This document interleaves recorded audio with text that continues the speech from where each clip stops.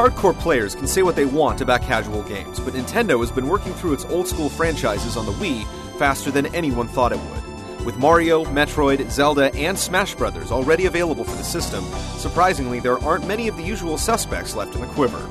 One that does remain is Mario Kart, though not for long. The Italian plumber has established quite a resume on the track. While minimal tweaks have been added over the years since the series left the Super Nintendo starting grid, the foundation has predominantly remained the same. Accessible, yet deep racing with an incredible multiplayer element. Much of that hasn't changed with Mario Kart for the Wii, despite it having some of the biggest changes in franchise history. For the first time in series history, you're not just using go-karts. Motorbikes are included this time around, though from our limited playtime, they don't seem to handle all that differently from their four-wheeled counterparts. Both are rated as light, medium, and heavy, with each factoring into top speed, turning, and their ability to withstand contact. They also feature ratings for drifting, turbo boost, and maintaining speed when off the track, which should make for some tough decisions based on the track selected. Another big change is how power sliding is handled. In the past, you could initiate the power slide and then begin wiggling the stick or the D-pad left and right, building a turbo boost with each trip from side to side. It was a relatively simple action, yet it required finesse to keep your kart on a line while doing it. That system has been removed, in favor of simply holding the power slide button until the turbo is full and then releasing it for the boost. It eliminates snaking, or the ability to power slide the entire course. Some consider that cheating, some consider it the next level in skill. Regardless, it's gone. Alternately, you can select automatic power sliding if you want to take even more skill out of the equation. While you can't choose whether to snake or not, you can select how you want to pilot your vehicle. The game comes with a plastic steering wheel that you can snap the Wii remote into to steer like the real thing, although we definitely faced a learning curve while using it. You can also use the Wii remote and nunchuck, the classic controller, or a GameCube controller, so you don't have to use the motion controls if you don't want to. Gone are the tandem vehicles from Double Dash for the Cube.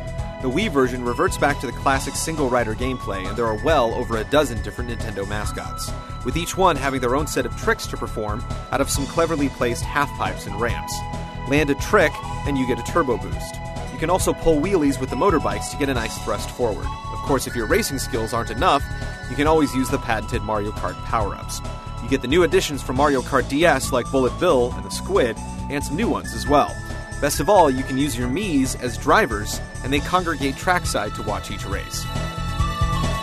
Where modes are concerned, you get the typical Grand Prix option for 3 different motor classes. The 50cc class is for karts only, the 100cc class is for bikes only, and the 150cc class is a mixture of the two. Then there's also the typical time trial mode with ghost data from Nintendo's Treehouse testers to race against. But easily, the biggest new mode is the online play for up to 12 racers at a time. While you can't play the Grand Prix online, you can whip around any of the game's 16 classic and 16 new tracks. You can also upload or download ghost data, and it'll keep your stats for leaderboards. Just keep that friend code handy. The options don't end there. You can also play team-based battle mode on 10 different maps, online or off, with up to 12 drivers, although the rules have changed a little bit. When you lose all 3 of your balloons, you can still continue the fight, because the scoring is points-based. The final piece of the puzzle is the Mario Kart channel. When you first boot up the game, it installs it to the Wii menu, allowing you to access rankings, tournaments, ghost data, and check for friends online without having to insert the disc. Based upon our time with Mario Kart for the Wii, we're just as excited as we are nervous. We can't wait to get online and flex our skills, but we have concerns that the game may have been simplified a little too much for the expanded audience of the Wii. We won't have to wait long to find out, as it's currently scheduled for release in late April. So stick around as we rev up our full review. See you next time!